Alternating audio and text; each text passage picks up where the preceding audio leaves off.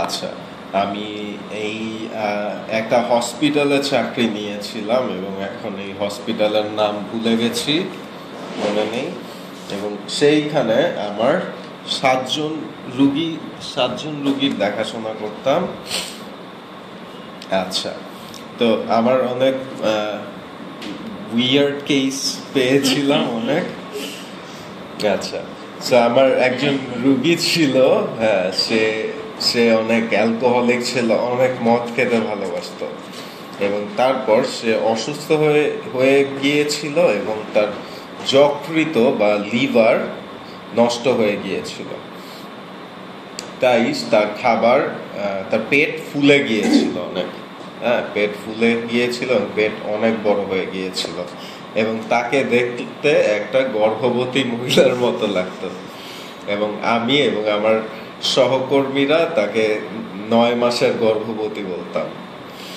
আচ্ছা, তো সেই লোকের পানি খাওয়া নিষেধ ছিল, মানে ডাক্তার তাকে বলেছিল যে তুমি বেশি পানি খেতে পারবে না।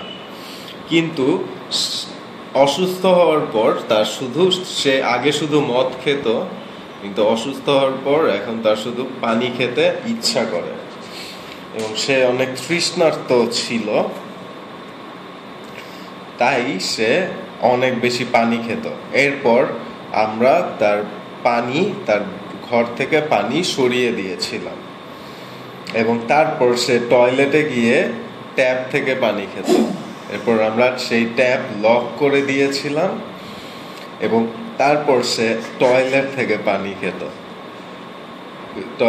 পানি খাওয়া শুরু করেছিল এবং তার অবস্থা খুবই খারাপ হয়ে গিয়েছিল এবং তারপর আমরা এই কমোডও বন্ধ করে দিয়েছিলাম এবং এরপর সে তার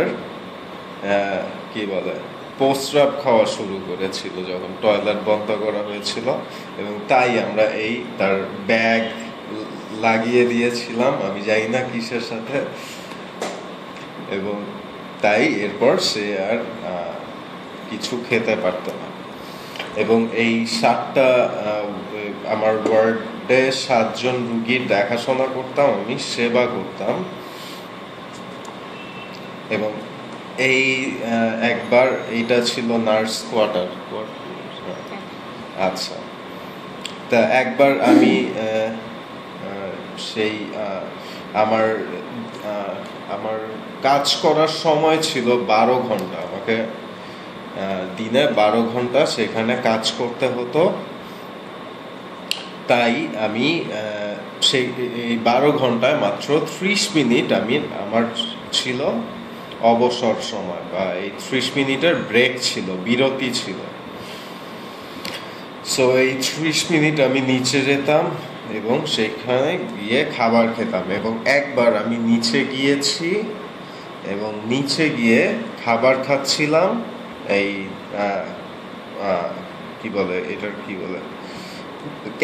ক্যান্টিনে খাবার খাচ্ছিলাম এবং তখন আমার একজন সহকর্মী এসে বলে, ও তোমার একজন রোগী মারা গেছে।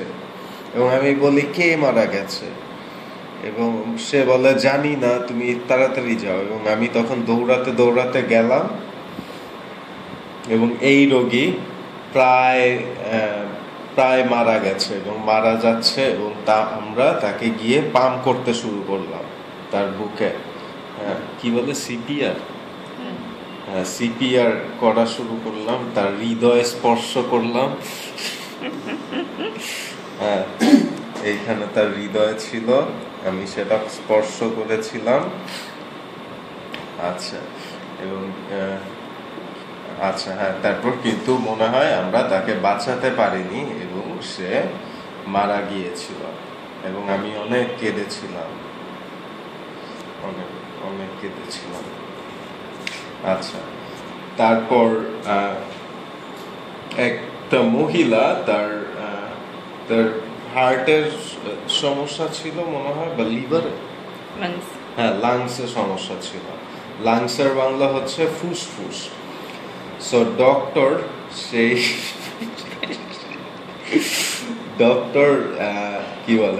সেই ডক্টর চেয়েছিলেন যে ফুসফুসের কি অবস্থা তা দেখতে, তাই সে মুখের ভিতর দিয়ে ক্যামেরা ঢুকিয়েছিলেন।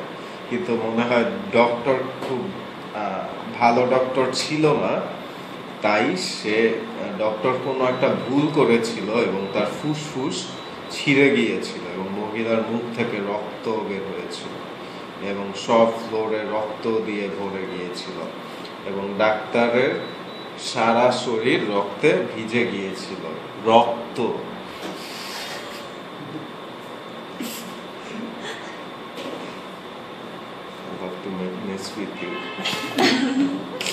আচ্ছা, হ্যাঁ, রক্তে ভিজে গিয়েছিল হাত পা পুরোপুরি শরীর। এবং ডক্টর তারপর সে ডক্টর খুব কি বলে খুব খারাপ অবস্থা হয়েছিল এবং রুগীর এইখানে সব জায়গাতে রক্ত ছিল সমস্ত ফ্লোর, এবং আমি খুব মজা পেয়েছিলাম। এই দৃশ্য দেখে আমার খুব ভালো লেগেছিল। মনে হয় আমি মহিলাটাকে পছন্দ করতাম না। আচ্ছা, এরপর এটার নাম কি যন্ত্র। এরপর আমি আইসিইউতে কাজ পেয়েছিলাম এবং সেই সময় আমি যখন বাইরে ছিলাম আইসিইউ এর, আমাকে আমার সহকর্মী জোরে ডাক দিল, দেশা তুমি তাড়াতাড়ি আমাকে সাহায্য করো, আমার সাহায্য দরকার। এবং আমি তাকে বলি কি হয়েছে, এবং তখন সে আমাকে বলে এই রুগী সেই যন্ত্রের উপরে ঝুলছে।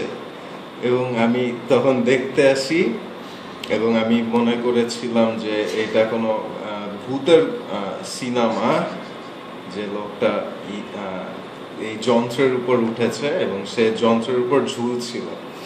এবং এই রুগী সে ড্রাগস নিত এবং যখন সে এইখানে ভর্তি হয়েছিল আমরা তার ড্রাগস নেওয়া বন্ধ করে দিয়েছিলাম। তাই সে ওই তার নেশা কমতে শুরু করেছিল এবং সে পাগল হয়ে গিয়েছিল, তার নেশা নামতে শুরু করেছিল এবং যত নেশা নামছিল তত পাগল হচ্ছিল। তাই মনে হয় আমাদের ডাক্তারের পলিসি ভালো ছিল না এই রোগীর জন্য, এবং ডাক্তাররা জানতো না কিভাবে ড্রাগ অ্যাডিক্টদের ট্রিট করতে হয়। আচ্ছা, এই ছবিটা সুন্দর। হ্যাঁ, এবং আমিও একটু ভয় পেয়ে গিয়েছিলাম। তারপর বোধহয় জানি না, এবং লোকটার বয়স ছিল 50 বছর। আচ্ছা, পরে এবং একটা রুগী এসেছিল আমাদের কাছে এবং সেই রুগীর অ্যাক্সিডেন্ট করেছিল একটা ট্রাকের সাথে এবং তার গাড়ি ট্রাকের নিচে ঢুকে গিয়েছিল এবং তাই তার মাথা ছিলে গিয়েছিল এবং মাথা ছিলে তার মাথার উপরের চামড়া ছিলে গিয়েছিল এবং সরে গিয়েছিল মাথার থেকে, এবং তাকে দেখতে একটা এলিয়েনের মতো দেখাচ্ছিল। এবং সে যখন এসেছিল তখন আমি বলেছিলাম, ও একে আমি চিনি না। আসলে একে আমি চিনতাম, কিন্তু তার চেহারা নষ্ট হয়ে গিয়েছিল, তাকে আর চেনা যাচ্ছিল না। এবং তার স্ত্রীকে আমি চিনতাম। তখন তার স্ত্রী বলল, এ আমার স্বামী। ও, আমি চিনতে পারিনি তোমার স্বামীকে। আমি বলেছিলাম, কারণ তাকে চেনা যায় না। আচ্ছা, এবং আমাদের এখানে আরেকটা রুগী এসেছিল যার মাথা ফুলে গিয়েছিল, অনেক বড় হয়ে গিয়েছিল এবং তার মাথায় ড্রিল করতে হয়েছিল উপরে। তার ড্রিল করেছিল এবং কিন্তু সে কোনো ব্যথা পায়নি, তাকে কোনো ওষুধ দেওয়া হয়নি। এনেস্থেটিক বলে, হ্যাঁ, এনেস্থেটিক দেয়নি, কিন্তু তারপরেও তার ব্যথা লাগেনি ড্রিল করার সময়, কারণ তার এত বেশি সে অসুস্থ ছিল। এরকম অনেক উইয়ার্ড রুগী আমি দেখেছি।